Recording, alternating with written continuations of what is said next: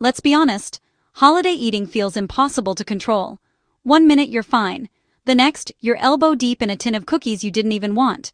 But what if the problem isn't you, but how your nervous system reacts to the season? When stress increases, your ability to make intentional choices decreases. Your brain wants comfort, not discipline. That's why holiday eating isn't about willpower, it's about regulation. People rushing, traveling, wrapping gifts, staying up late, and mindless grazing that sneaks up on you. Regulation is the lever that changes everything. The holidays trigger binge eating because they combine three powerful forces. 1. Disrupted routines, mealtime shift, sleep drops, movement disappears. 2. High emotion, joy, stress, pressure, nostalgia. 3. Abundance plus permission, food everywhere and the "it's the holidays" mindset. Altogether, that overloads your nervous system. Good news, you can buffer all three without dieting or restriction. Let's talk about practical, common-sense ways to stay in control, without dieting, restricting, or ruining the fun.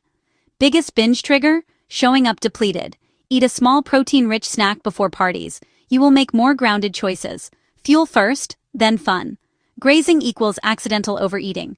A plate gives your brain a clear beginning and end. Decide. Plate it. Enjoy it. Halfway through any food, pause and ask, do I still want this? Or am I on autopilot? 90% of binges happen after the moment we stop checking in. If you want 3 desserts, great. But choose one at a time, enjoy it fully, and check in before the next. Pleasure on purpose beats accidental overeating. If lunch was cookies and stress, make dinner something stabilizing. Protein, fiber, warm foods. Consistency protects you from spiral eating. Before going back for seconds, pause. Give your stress response a moment to settle. It changes everything. Respond, do not react. Lack of sleep increases cravings by up to 30%. The most underrated binge prevention tool? Go to bed. Say no to draining obligations. Overcommitment is a binge trigger because it burns your emotional bandwidth. Protect your energy to protect your choices. Quick resets. Box breathing, a glass of water, a 5-minute walk, or stepping outside for cool air. Tiny cues can downshift your system fast. A simple flow. Fuel before you go, make a plate, halfway pause, 1 dessert at a time, reset before seconds. You keep the joy and ditch the chaos. If you overdo it, skip the shame spiral. Return to regulation. Water, walk, warm meal, early night. Connection regulates too. Design your space, plate treats, put extras away, make water visible. What you see, you reach for. Try. It looks amazing. I'm full right now. I'll check back later. Most people respect clear, kind boundaries. Aim for 10 to 20 minutes of gentle movement daily, not to burn off food, to regulate mood and appetite. Dehydration mimics cravings. Sip first, decide second. Use a 3-word anchor. Fuel, feel, fun.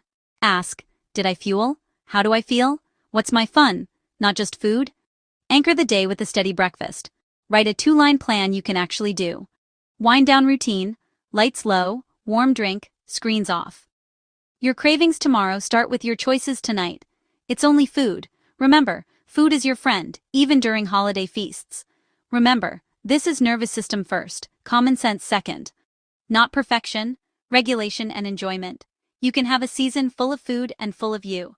If this helped, subscribe for more nervous system-based nutrition. Share this with a friend who needs less stress and more sanity this season. You have the blueprint. Take what serves you, and enjoy your holidays. It's just food, and food should be your ally, not your enemy, even when you indulge during the holidays.